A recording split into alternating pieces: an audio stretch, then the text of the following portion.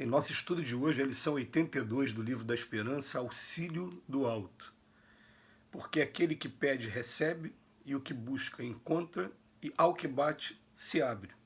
Jesus no Evangelho de Mateus, capítulo 7, versículo 8. Desta maneira, serás filho das tuas obras, terás delas o mérito e serás recompensado de acordo com o que hajas feito.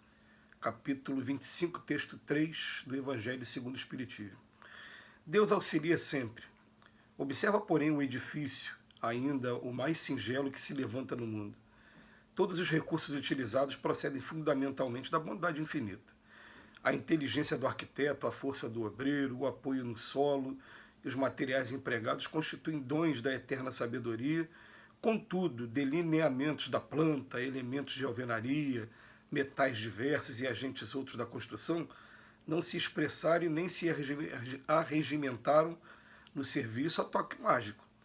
O lavrador roga bom tempo a Deus, mas não colhe sem plantar, embora Deus lhe enriqueça as tarefas com os favores do clima. As leis de Deus protegem a casa, no entanto, se o morador não a protege, as mesmas leis de Deus, com o tempo, transformam-na em ruína, até que apareça alguém com suficiente compreensão do próprio dever que se propõe a reconstruí-la e habitá-la com respeito e segurança. Em toda parte, a natureza encarece o apoio divino, mas não deixa de recomendar, ainda que sem palavras, o impositivo do esforço humano. A criação pode ser comparada à imensa propriedade do Criador, que a usufrui com todas as criaturas em condomínio perfeito, no qual as responsabilidades crescem com a extensão dos conhecimentos e dos bens obtidos. Não te digas dessa forma sem a obrigação de pensar, estudar, influenciar, programar, agir e fazer. Ajuda-te que o céu te ajudará. Proclama a sabedoria. Isso, no fundo, equivale a dizer que as leis de Deus estão invariavelmente prontas a efetuar o máximo em nosso favor. Entretanto, nada conseguirão realizar por nós se não dermos de nós pelo menos o mínimo. E olha que Emmanuel encerra esse texto falando pelo menos o mínimo, e eu lembro do Livro dos Espíritos que fala assim, o que falta na grande maioria das vezes é a vontade. Né? Muita gente diz eu quero, mas a palavra está apenas nos lábios.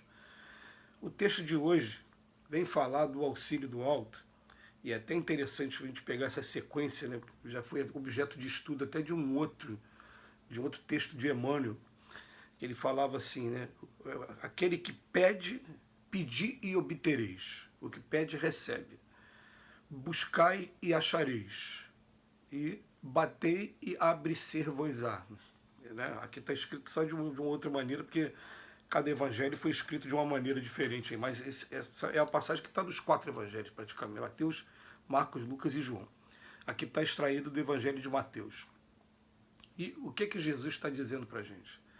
Cada um de nós tem que procurar fazer a nossa parte que cabe na obra da criação.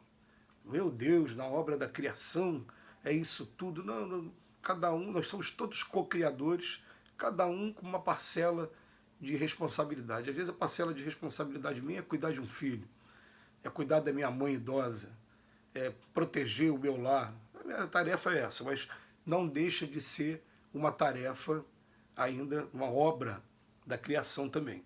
Porque o que acontece? Aos pouquinhos, cumprindo as menores obrigações, a gente vai daqui a pouco se habilitar a grandes obrigações.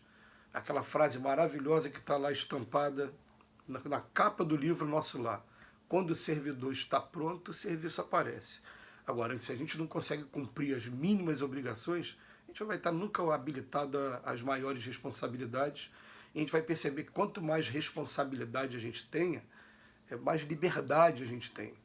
É interessante, parece um paradoxo. Eu tenho mais obrigações, eu não estou livre. Não, você está livre, você está se capacitando para ter condições de fazer muito mais coisas. E daqui a pouco até de estar conhecendo novas moradas da casa do Pai, estar colaborando com cada uma dessas moradas também. Então é diferente, a gente tem uns paradoxos aqui, por exemplo, a disciplina liberta. Poxa, mas disciplina... Não, se você não tiver disciplina, você fica entregue aos seus impulsos inferiores e, pior de tudo, as influências perniciosas que a gente recebe o tempo todo. Então a disciplina liberta a gente.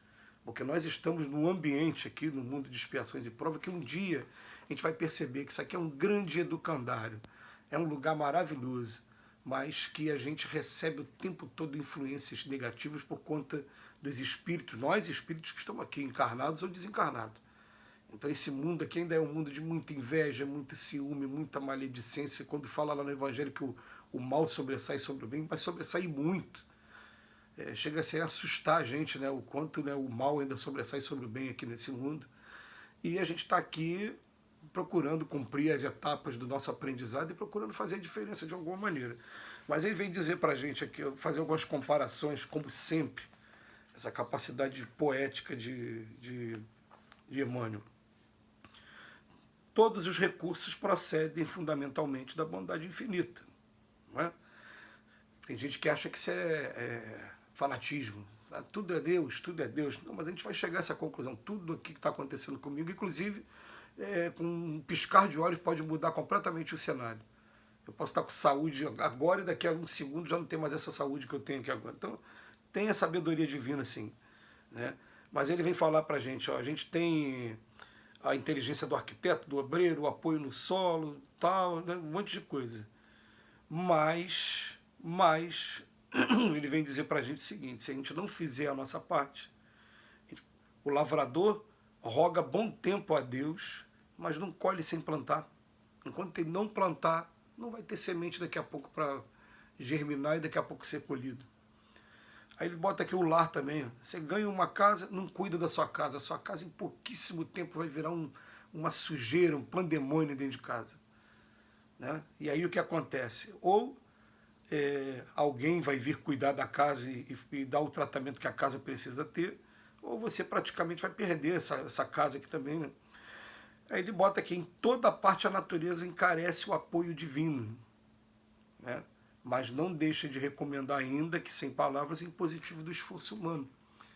Então, tudo, a gente tem aqui os elementos iniciais, mas quem vai fazer os elementos somos nós. A gente vai ter que, agora vamos lá, vamos transformar, agora vamos fazer as obras de manutenção e depois algumas obras que são necessárias, mas depois até algumas obras que a justiça aí, os termos jurídicos chamam de úteis.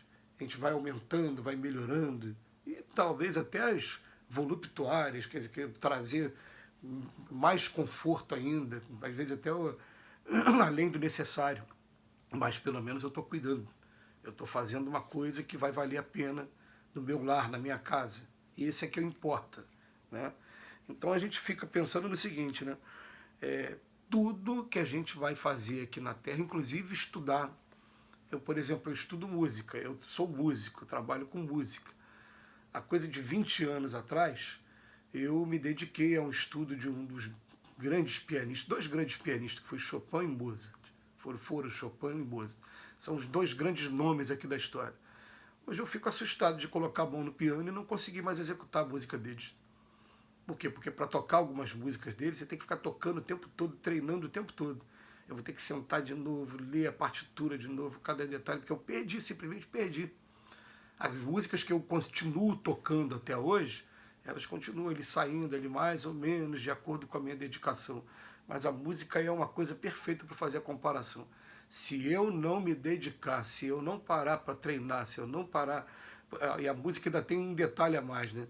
Tem gente que consegue executar a música, mas isso não é tudo. Aliás, isso está muito longe de ser tudo. Você executar a música toda sem erro é o primeiro passo. O segundo agora é interpretar e conseguir chegar no coração das pessoas. Né? Então, olha bem, né? Em primeiro lugar, você tem que fazer, aprender a fazer, porque a natureza vai estar aqui fornecendo os elementos e você tem que fazer, e depois vai ter que aprender a fazer bem. Só para terminar, eu vou lembrar aqui de um grande músico brasileiro chamado Yamandu Costa, que ele, em uma das entrevistas dele, ele falou assim, poxa, eu encontrei com o Dominguinhos, o nosso eterno e querido sanfoneiro. E quando eu fui tocar com ele no mesmo palco, eu joguei todas as notas ali para poder impressionar. Quando ele começou a tocar, ele com uma nota só, ele fez um montão de gente chorar. Quer dizer, olha a diferença de primeiro você fazer e depois você fazer bem. E é assim que a gente tem que procurar fazer, colocar o coração nas coisas. Em primeiro lugar, fazer. Em segundo lugar, colocar o coração nas coisas. Que Jesus nos abençoe hoje e sempre.